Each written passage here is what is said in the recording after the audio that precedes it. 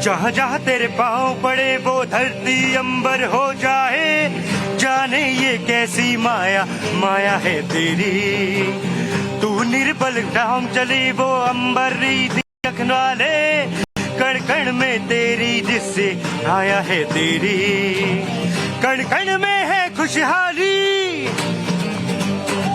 झूमे है डाली डाली, हम प्रातों पे जो रिमझिम बरसे बादल से, तू ही अमृत की धारा। जय जयकारा जय जयकारा, स्वामी देना साथ हमारा।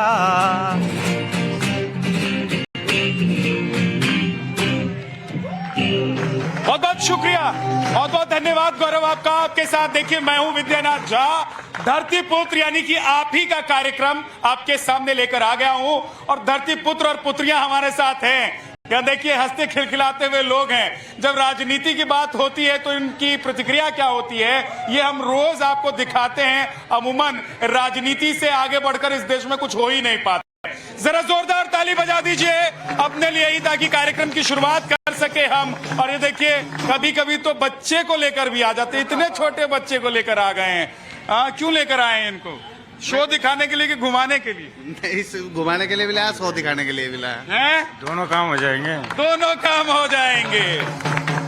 तो इधर भी एक छोटी सी बच्ची आई हुई है, आपके पास भी मैं आऊंगा और पूछूंगा कि छोटे छोटे बच्चों को कहाँ से लेकर आ रहे हैं। हाँ बताइए दीजिए कि कहाँ से आए? संतनगर बुरारी से। यहीं से पास से आए? दिल्ली के ही रहने वाले हैं? नहीं, बिहार के रहने वाले? के क्षेत्र के रहने वाले। हमारे क्षेत्र के रहने वाले हैं। हमारा क्षेत्र बहुत बड़ा है। बिल्कुल सही बात है, लेकिन जो जन्मभूमि होती है उसका एक अपना अलग आनंद होता है। और इसीलिए जब हिंदुस्तान का कोई भी बेटा दुनिया के किसी भी कोने में जाता है और उसका मान सम्मान किया जाता है तो 140 करोड़ हिंदुस्तानियों का सीना गर्व से क्या हो जाता है?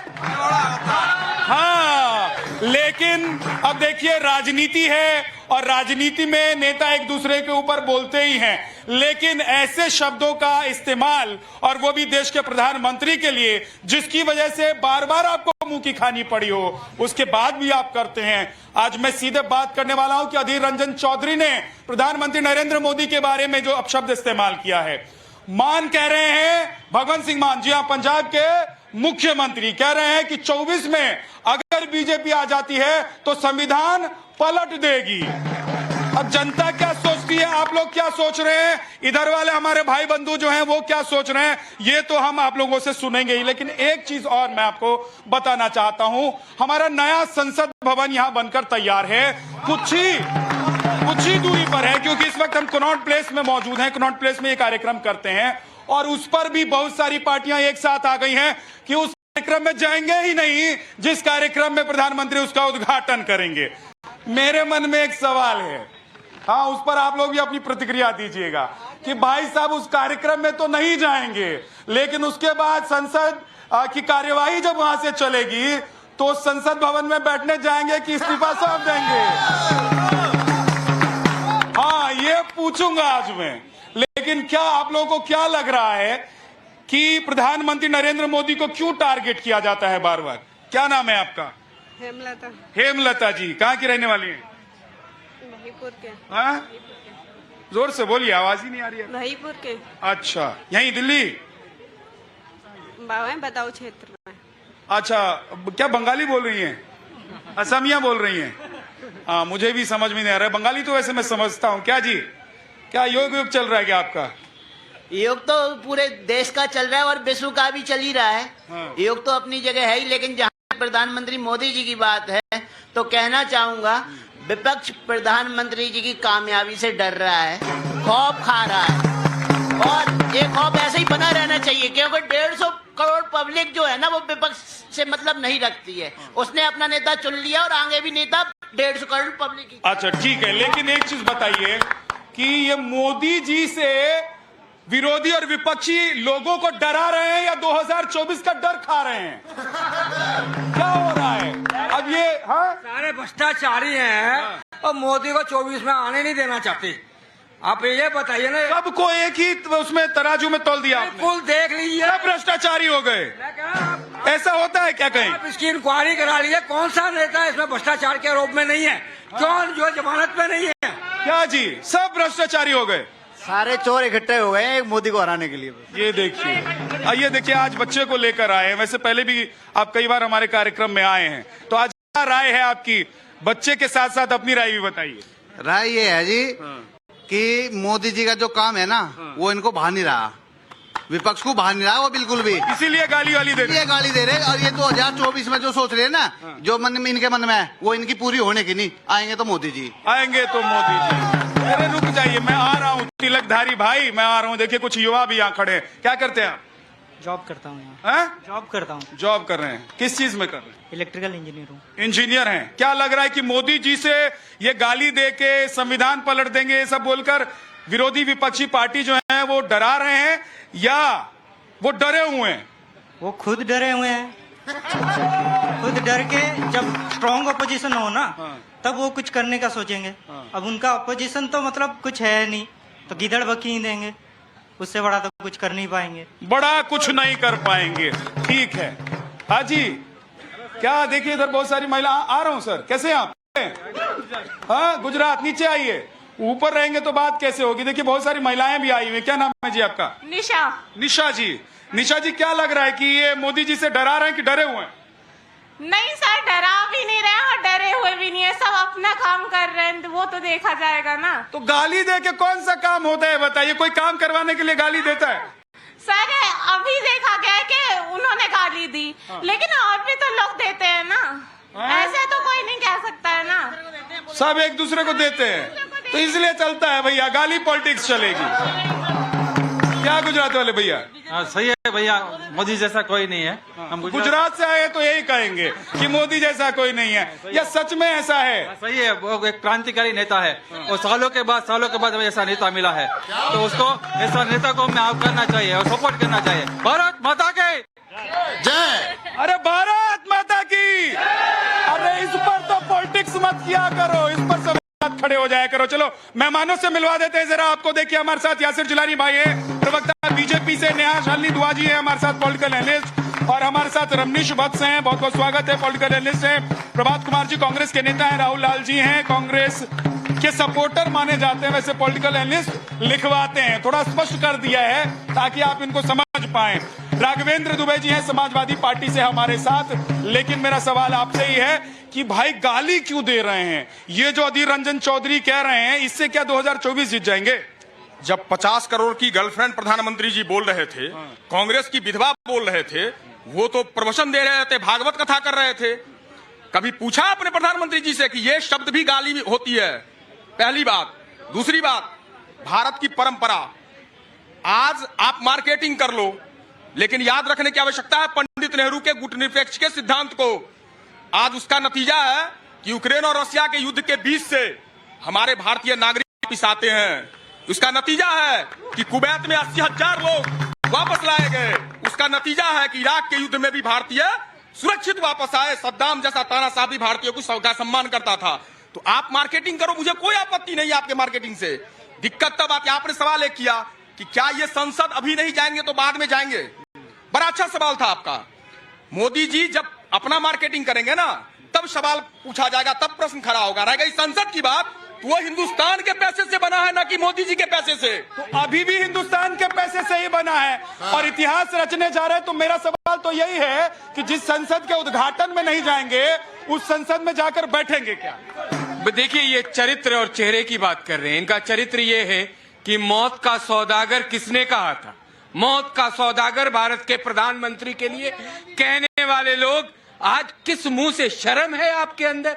आज भारत की आप परंपरा और संस्कृति की बात करें। भारत की परंपरा और संस्कृति तब दिखती है जब प्रधानमंत्री के पैरों को आके छूता है एक राष्ट्र का अध्यक्ष। ये है भारत की संस्कृति। अब सुनिए पहले, अरे सुनिए, आपकी कृति थी, पता नहीं कहां से आप क्या तो राजीव गांधी जी 1 रुपया भेजते थे तो 85 पैसे भ्रष्टाचारी खा जाते थे, 15 पैसे पहुंचता था। आज 1 रुपये भेजते हैं प्रधानमंत्री तो 1 रुपये नीचे उतरता है। देखिए कांग्रेस का चरित्र जो है गालीबाज वाला, अगर गालीबाजों के लिए कोई सुप्रीम अवार्ड बना होता तो अधीर रंजन चौधरी जैसे नेता को मिलता, क्योंकि वो गाली के अलावा कुछ कर नहीं सकता। आज उसकी गाली के वजह से कांग्रेस हताश है, निराश है। देखिए जब हम लोग बात करते हैं अधीर रंजन, आप अपनी जगह छोड़ देते हैं, बाकी गेस्ट कंप्लेन करते हैं कि वैसे ही लंबे चौड़े हैं, जगह भी छोड़ देते हैं तो हमारे सामने आगे खड़े हो जाते हैं, आगे का कुछ दिखता ही नहीं। मैं बिल्कुल अपने जगह पे हूँ। मैं एक सेकंड देखिए, अधीर रंजन चौधरी जी गैर हिंदी भाषी है, उनकी मूल भाषा बांग्ला की। ऐसे स्थिति में देखिए वो कुछ दूसरे शब्दों का प्रयोग करना चाहते हैं लेकिन नहीं हो पाती है, उसको मुद्दा बनाने की जरूरत नहीं है। भावना क्या? अच्छा एक सेकंड राहुल लाल जी, ये जिस शब्द का उन्होंने इस्तेमाल किया उस शब्द का इस्तेमाल मैं नहीं करना चाहता हूँ, लेकिन बंगाली भाषा मैं भी जानता हूँ और बहुत सारे मुझे लगता है बंगाली भाई बंधु आते भी हैं, रहते भी हैं और करोड़ों लोग रहते हैं। सब ऐसी बोलने लग जाए तो सुबह से शाम तक गाली निकलने लग जाए। जवाब दे रहा हूँ, किस संदर्भ में कहा उन्होंने? देखिए उन्होंने 2000 के नोटों को लेकर उन्होंने टिप्पणी की कि भाई 2000 के नोट को लेकर क्या है आरबीआई की गाइडलाइन, एसबीआई के किसी भी बैंक में जाइए और जाके 20,000 रुपए चेंज करा दिए। इसका इस संदर्भ में उन्होंने कहा। अभी बात उठी है, मैं गाली के ऊपर भी आ रहा हूँ। अभी देखिए संसद भवन को लेकर मामला, आपने प्रश्न पूछा कि भाई 19 पार्टियां आ गई हैं एक साथ, क्या वो चुनाव के बाद जाएंगे नहीं जाएंगे, किस मुद्दे पे गए? अरे भाई पहली बार लोकसभा के नहीं, एक सेकंड, मेरे कोई मुद्दा कौन सा है? मुद्दा गालीबाज अधीर रंजन चौधरी के ऊपर है। उसने राष्ट्रपति को राष्ट्रपति बोला था। अच्छा यासिर भाई एक मिनट पे अपनी जगह पे। मैं कह रहा हूँ कि देखिए भारतीय संविधान का अनुच्छेद 79 क्या कह रहा है? हमारा संसद का निर्माण होता है राष्ट्रपति। अरे 79 पर चले गए आप। अरे सुनिए एक सेकंड, रुके 79 पर चले गए। पहले ये जो हो रहा है कि गाली देंगे और 24 का चुनाव जीतने की कोशिश करेंगे, ऐसे होगा क्या? एक सेकंड ऐसे नहीं, एक कर क्या? विपक्षी पार्टियां प्रधानमंत्री जी द्वारा बनाया गया सेंटर विस्टा भी यूज करेंगी, उनके द्वारा बनाया गया एम्स भी यूज करेंगे, वहां पर इलाज भी करवाएंगे, राजमार्ग जो एक्सप्रेस हाईवेज है वो भी यूज करेंगे और बैठ के फिर गालियां भी देंगे मोदी जी को। ऐसे नहीं चलेगा भाई, आप लोग नहीं यूज करते। आप वहां जाकर एम्स में आपके बड़े बड़े नेता इलाज करवाते हैं, किसी को हार्ट अटैक आ रहा है तो किसी का ब्रेन ट्यूमर हो रहा है, कहाँ इलाज कराते हो भाई? वही कराते हो जो मोदी जी है, तो इसको मानो ना। और वो हाईवेज यूज करते हो, वो एयरपोर्ट यूज करते हो जो मोदी जी ने बनवाए हैं। प्रधानमंत्री जी जब कहते थे रेनकोट पहन के नहलाते हैं मनमोहन सिंह जी, वो भी प्रधानमंत्री थे। अच्छा एक सेकंड देखिए, भाई लोग हाथ उठाकर खड़े हैं, आप लोग झगड़ा करने लगते हैं, कभी कभी इतना झगड़ा करते हैं कि समझ में ही नहीं आता कि कौन क्या बोल रहा है। थोड़ा आराम से झगड़ा किया कीजिए। क्या? बिल्कुल। मेरा एक चीज कहना था कि भारतीय संसदीय इतिहास का मेरे हिसाब से सबसे नकारात्मक और गैर जिम्मेदार विपक्ष आज के डेट में है। क्या मोदी के काम में उसे कोई भी पॉजिटिवनेस नहीं दिख रही है? क्या जिस मुद्दे पे वो लोग अभी हल्ला कर रहे हैं, क्या जब हमारे राष्ट्रपति जी का निर्वाचन होना था क्या उस टाइम उन्होंने सपोर्ट किया था जिस मुद्दे पे आज वो लोग हल्ला कर रहे हैं? बिल्कुल बहुत ही नकारात्मक। ये बड़ा सवाल इन्होंने उठाया है कि पहले आप लोगों ने ही राष्ट्रपति के निर्वाचन पर और राष्ट्रपति की जात को लेकर आप लोगों ने सवाल उठाया था। तो सवाल ये है कि अब उनसे इनॉग्रेशन आप करवाना चाहते हैं, लेकिन मूल सवाल तो मेरा ये है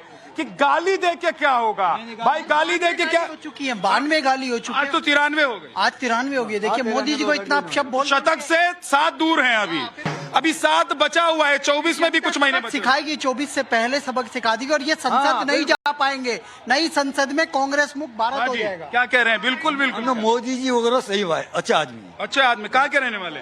हाँ उत्तराखंड में कहाँ? अल्मोड़ा के भाई के लिए जोरदार ताली बजा दीजिए। क्यों लगते हैं अच्छे मोदी जी?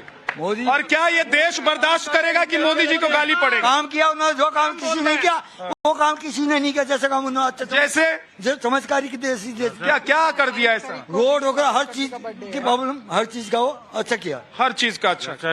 धारा 370 हटाई, बहुत बड़ा काम। ठीक है, बहुत बड़ा काम। और जो पुलवामा का जो उन्होंने जवाब दिया है, सैनिकों का जो भी कुर्बानी का जो हमने एयर स्ट्राइक करके जो जवाब दिया है, बहुत बड़ा दिलेरी का काम है। दिलेरी का काम। ये देखिए पीछे ये युवा लोग जो है ठंडा कूल हो रहे हैं। क्या पिया जा रहा है?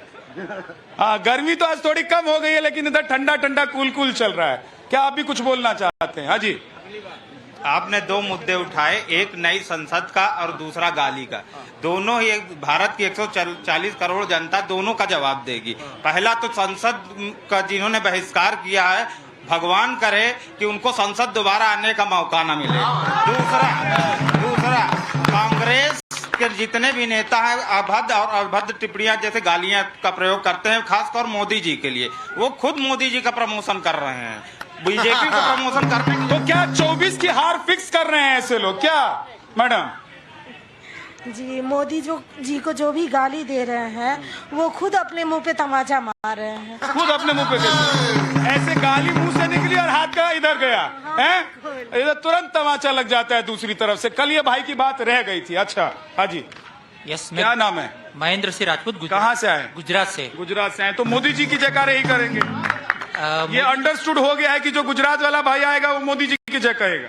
नहीं, मोदी जी को गाली देना मतलब व्यक्तिगत रूप से अपने आप को नीचा दिखाना और अपनी पॉलिटिकल पार्टी को भी नीचे दिखाना, क्योंकि वो विश्व की सबसे बड़ी पार्टी के मार्केटिंग गुरु गए पॉलिटिकल अरेना में।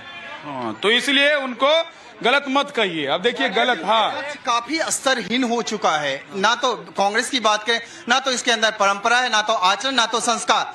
राहुल गांधी की बात करें तो राहुल गांधी के जितने भी नेता है वो गालीबाज नेता, इसमें कोई शक नहीं है। और जितनी ज्यादा गाली वो देंगे उतना ही ज्यादा आप देखें प्रधानमंत्री को जनता की वो पूछ मिलेगी। फिर बात करते हैं, देखिए इटली के प्रधानमंत्री, इन्हीं के ननिहाल के इटली के प्रधानमंत्री मोदी को कहते हैं वो दुनिया के बेस्ट पीएम है। आज आप देखिए ऑस्ट्रेलिया के पीएम कहते हैं मोदी इज द बॉस।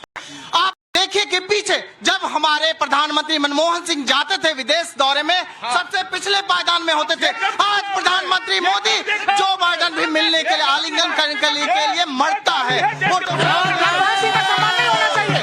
तमाम वैश्विक संस्थाओं का सदस्य भारत का बना, ये मतभेद की स्थिति नहीं। अच्छा, फिर आप लोग एकदम से गाली पॉलिटिक्स को कर्नाटक के जवाब जनता ने मुंह तोड़ जवाब दिया। किस गाली को आपके कहने का क्या मतलब है कि गाली पॉलिटिक्स का जवाब कर्नाटक की जनता ने दे दिया है और कह दिया है कर्नाटक की जनता ने गाली देते रहो? ये कह रहे हैं आप? ये नहीं कहा कर्नाटक की जनता ने। हाँ देखिए, ये जो है भारतीय जनता पार्टी अपने कांग्रेस के जो नेता हैं वो भारतीय जनता पार्टी के नेतृत्व वाली सरकार जो प्रधानमंत्री चला रहे हैं उन्हें गाली देते हैं, लेकिन जो घोषित दुनिया के आतंकवादी हैं उन्हें जी और साहब लगा के उनके बारे में उनको इज्जत देते हैं। ओसामा जी कहने वाले ये कांग्रेसी, ये इनका चरित्र है। हाफिज सईद साहब कहने वाले ये कांग्रेस का चरित्र है। कांग्रेस का चरित्र कांग्रेस को डुबा के ले जा रहा है।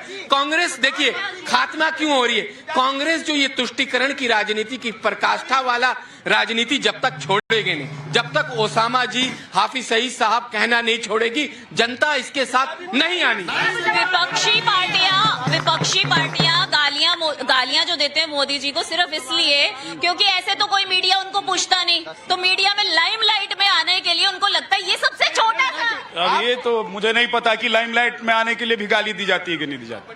टाइम्स नाउ पर अभी खबर चल रही थी, आपके चैनल पर ही ब्रेकिंग न्यूज आ रही थी। आजम खान साहब के एमएलए एमपी कोर्ट ने उनको बरी कर दिया। जो अभी नहीं आ रही थी, वो सुबह से ही चल रही है। लेकिन संविधान को खत्म करने वाले लोग आज संविधान की दुहाई दे रहे हैं। पहले उनकी सदस्यता खत्म कर दिया। अब क्या जिलानी भाई एक सेकंड रुकिए, गा रहा हूं। अब क्या होगा? राहुल गांधी की भी ऐसी इन्होंने सदस्यता खत्म करी। दूसरा, बीजेपी गाली की फैक्ट्री है पूरी। इनके बताइए, अगर प्रधानमंत्री जी को गाली नहीं देना चाहिए, मैं भी इसका पक्षधर हूं कि देश के प्रधानमंत्री हैं, उनको कोई भी गाली देता वो ठीक नहीं है। लेकिन विपक्ष को अगर प्रधानमंत्री जी दें, वो कहे 50 करोड़ की गर्लफ्रेंड, वो कहे कि जर्सी गाय कहें, अगर ये शब्द अच्छा सर एक सेकंड, सूप न सर सुनिए ना, एक सेकंड सर। आपने जो पहली बात कही और आपने कहा कि टाइम्स ऑफ नवभारत पर खबर चल रही थी कि आजम खान साहब को कोर्ट ने बरी कर दिया है, तो हम तो काम ही यही करते हैं, जो खबर आती है वही दिखाते हैं, उसमें तो कुछ दिक्कत है नहीं, इसमें कोई गड़बड़ी नहीं है जो आपने कही है। सुनिए एक सेकंड। दूसरी बात जो आपने कही कि इन लोगों ने संविधान को खत्म कर दिया है, तो अब मैं सवाल पूछ रहा हूं कि क्या ये जिलानी भाई ने उनको कोई सजा सुना दी थी? क्या मोदी जी ने सजा सुनाई थी? शालिनी जी ने सजा सुना दी थी?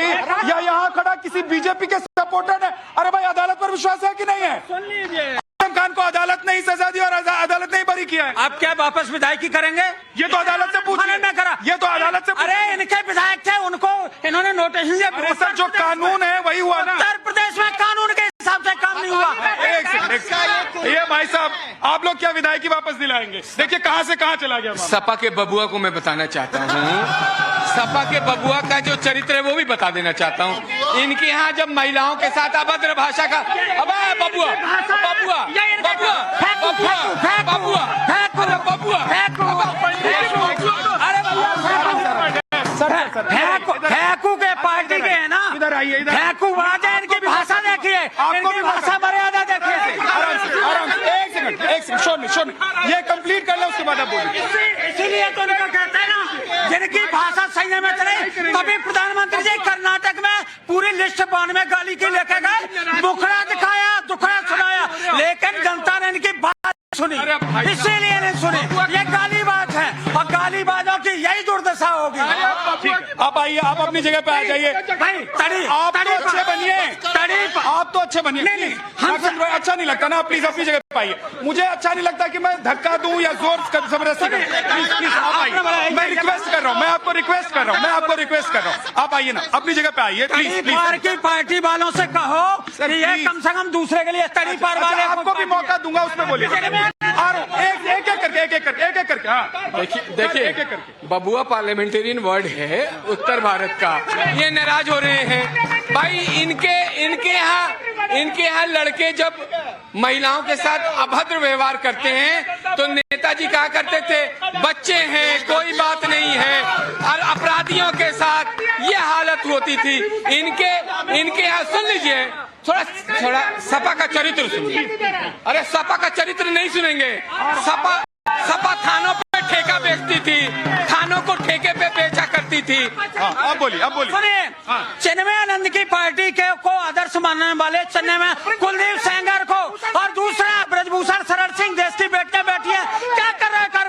एक सेकंड, अब देखिए, एक सेकंड रुक जाइए। मुद्दा कहां से कहां चला गया, ये नहीं होने दूंगा मैं। इसको मैं पकड़ के रखता हूँ कि मुद्दा क्या है। इसे कहते हैं खसियानी बिल्ली खंबा नोचे। कौन है खिसियानी बिल्ली जी? हाँ, कौन है खिसियानी बिल्ली?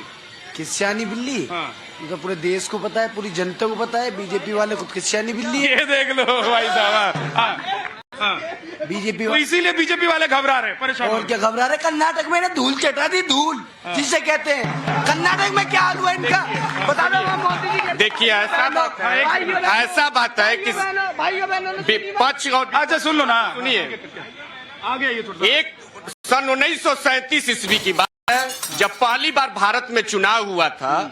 उसमें जो है 2/3 पंडित जवाहरलाल नेहरू जी भी चाहते थे। क्या पंडित जवाहरलाल नेहरू ने पूरा सीट जीत लिया? इंडिया में नहीं जीता था।